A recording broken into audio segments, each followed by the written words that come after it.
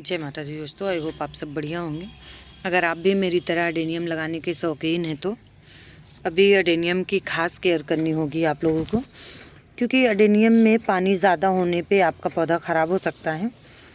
तो इसके लिए मैं, जैसे आप लोग सोच रहे होंगे मैं ये क्या कर दी हूँ, प्लांट को बिल्कुल निकाल के ही रख दी हूँ। हाँ, ये काफ़ी टाइम हो गया मुझे निकाले हुए, और अब इनको मैं लगाऊंगी जनवरी के लास्ट में या तो फरवरी के स्टार्टिंग में।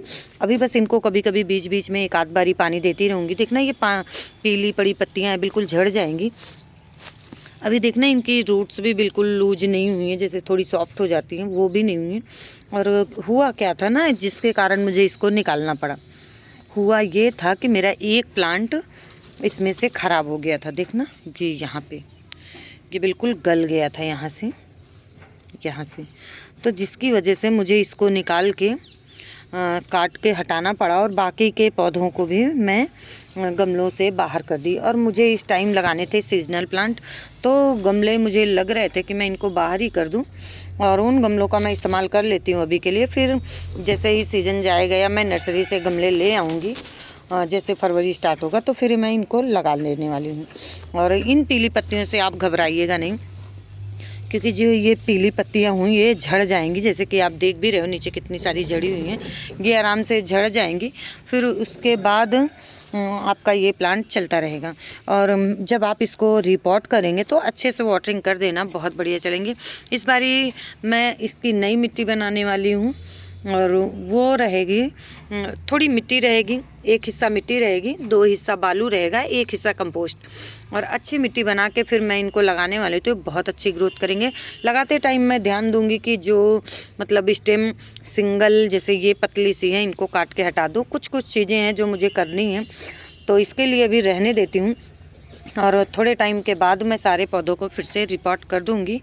और बढ़िया से मिट्टी मेन होती है इसकी मिट्टी बनाना, तो मैं मिट्टी जब बढ़िया बना लूँगी तो फिर उसके हिसाब से ही मैं इसको गमले दूँगी।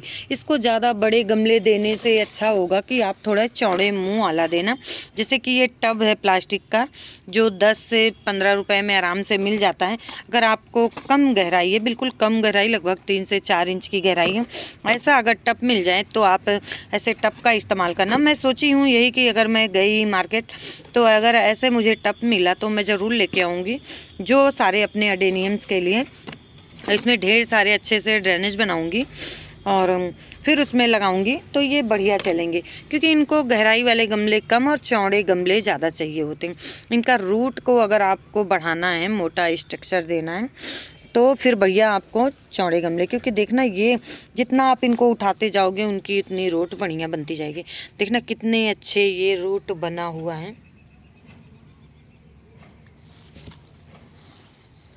ये मेरा एक प्लांट है, अब क्या इसको बोलते हैं, इसका नाम तो मुझे क्लियर नहीं पता, पर बहुत ही प्यारा ये वाला मेरा अडेनियम है। सारे अडेनियम्स में सबसे प्यारा कोडेक्स इसी का है। बिल्कुल लगता है जैसे कि किसी ने दोनों हाथ से फंसा रखा है, और बहुत ही खूबसूरत लगते हैं। तो आप लोग भी अगर अडेनियम की कोई जानकारी आप लोगों को चाहिए, मेरी वीडियो कैसी लगती है कमेंट में ज़रूर बताइएगा, क्योंकि आप लोगों के एक कमेंट से मुझे और भी अच्छा करने का मौका मिलेगा। और आपको मेरी वीडियो कैसी लगी कमेंट में जाके ज़रूर बताना। Thank you.